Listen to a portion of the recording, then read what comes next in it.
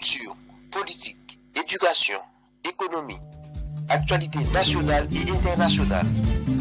Amérique Info 7, le symbole de l'information. Information nationale et internationale. Amérique Info 7, le symbole de l'information. Information de dernière heure. Information de dernière heure. Amérique Info 7.